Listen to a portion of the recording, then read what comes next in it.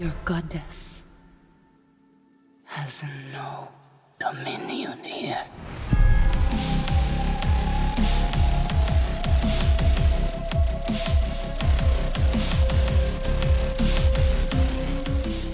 Finally, the third installment in the Avatar franchise is here, Avatar Fire and Ash, directed by James Cameron. And it was definitely interesting, very, very long, but a beautiful movie, especially in 3D. I mean, these Avatar movies, they are probably best watched in 3D. But I know a lot of people don't really like 3D. I myself, who normally wear glasses, it's a little difficult to watch things in 3D because of the glasses and my eyesight. Once you get used to it, it's fine. But this movie was absolutely phenomenal visually when it came to the 3D aspect and the cinematography and the CGI special effects. It was absolutely amazing. The 3D aspects were absolutely perfect. The story, albeit good, definitely had some flaws, definitely could have been 45 minutes shorter, and overall was a little bit lackluster. When I say a little bit, I mean very, very, very minute lackluster, but overall I really enjoyed it. It was a very good film. It's a very well-made film as well. So let's get into the nature of this review and why it is that this movie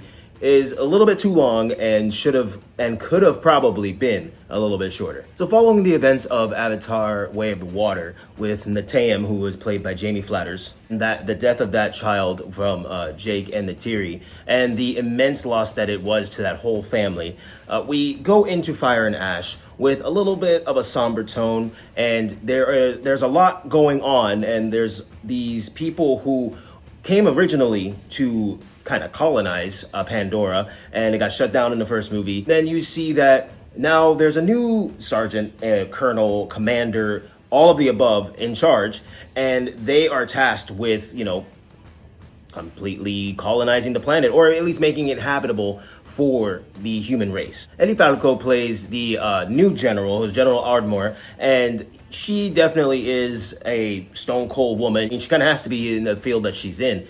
So when she comes in contact with Quaritch, who's of course played by Stephen Lang, and he's just a full-blown avatar now. So when she comes in contact with him, she kind of has like a stink about her because he was tasked with doing things and then he became one of them. And even though he's still working with the world of the humans, obviously, to try and get things done for humans, he still is part of the Na'vi in a weird way, and she thinks that he's kind of incapable of doing what needed to be done because he did fail once and died. Una Chaplin, she plays Varang, who is the leader of the Ash Gang, or the Mangwan. I will say that she killed this role, man. She was creepy, she was eerie. She definitely had a weird vibe about her and an intriguing vibe, because it's like, what's your end goal? There's a lot more to you. Like, yeah, you are the leader of this gang, but how did you become the leader of this gang? And why do they all listen to you? And it's just that whole gang, the Ash Gang, it's very, very interesting. The whole dynamic that they have, the way how they carry themselves is very different from the normal Na'vi. I do like this actress too, because she also plays Lady Talisa in Game of Thrones. And she did a great job with that role too. So, I mean, it stands to reason why she did so well with this. So basically, this Ash Gang, led by Varang, they just go around to different villages, and what they do is they take the essence of other Na'vi people, and I won't spoil how they do that, but they take the essence of other Na'vi people, take over villages, and they use fire as a branding tool for them. Burning things down, they live in ash because the village that Varang grew up in, she unfortunately saw a lot of people get burned because there was a volcano that exploded. She was born from the ashes because of the trauma that she went through. So there's a lot of psychological things going on in here as well. And I think the themes that we deal with in this movie mainly is grief and loss and strength, and how to not necessarily get over it, because you're never going to get over such immense losses as a child or a partner or a father or a mother. You're never really going to get over that. You're always going to think of that. So this movie really dives into the true aspects of grief, anger, resentment, loss, guilt, and forgiveness, and just understanding. All of that is in this film. You cannot live like this, baby. In hate.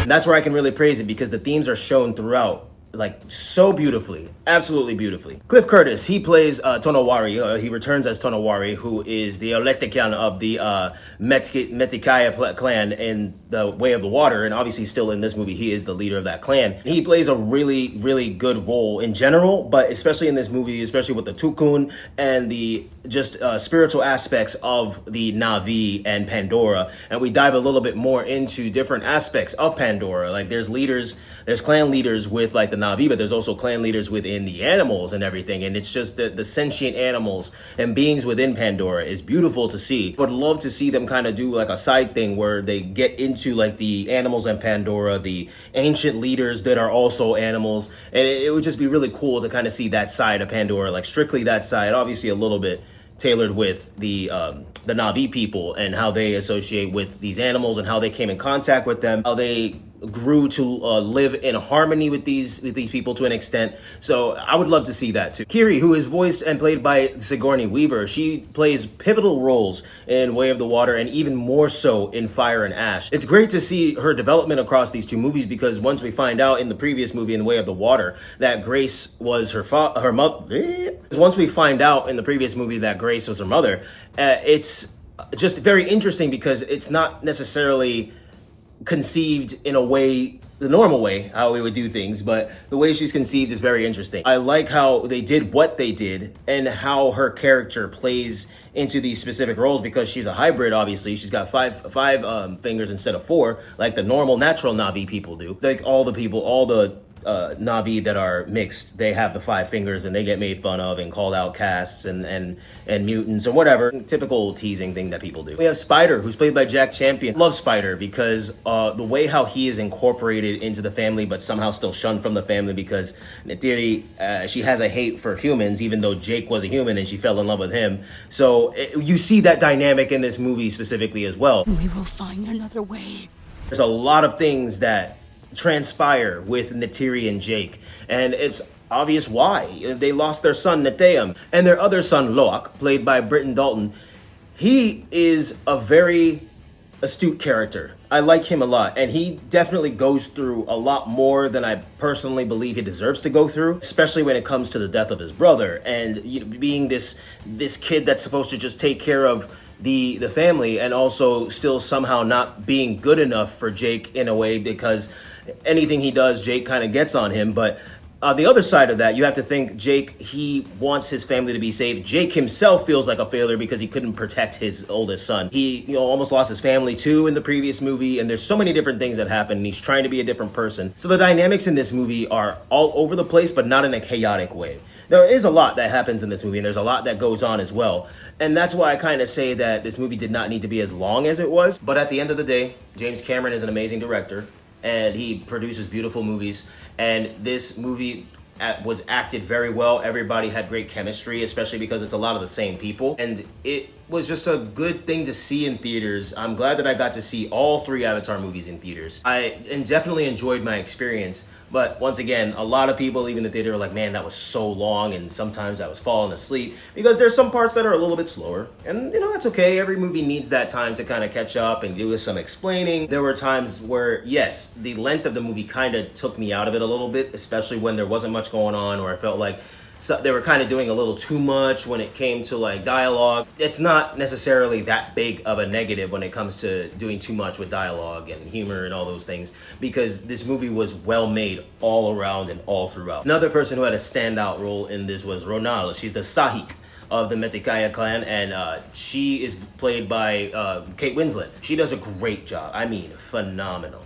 And just the mannerisms, the anger, the frustration, the respect, all of the above. She embodies all of that in this film, and Ronal is a very interesting character brought in from Way of the Water, and I can understand, they have a certain way of life. They don't want to be affected. They don't want things to happen to their entire clan and their family. So, they're like, hey, yo, he's up. So I understand where they're coming from, especially her when she's like, like I get it. There's always room for at least a little bit of change, and you have to give people a chance. I mean, you don't have to, but it's nice to give people a chance because you never know what they can do, who they are, and how they will be with you and your family. She plays a very pivotal role, and there's something that happens later on that I won't specify on, but it's intense in the movie. I wouldn't say that I don't think it was needed because of the nature of the story, but I do believe that we could have gone in a different direction when it came to this incident that happens in the movie later on with Ronald. And I do believe that that necessarily didn't have to go the way it did, as I was explaining, but overall it did further the story in a different way, so I can respect that. But if there's another thing that I'd say that I didn't really like that much, it was that, you know, what happens in that incident. I think many people will enjoy this film, especially watching it in 3D.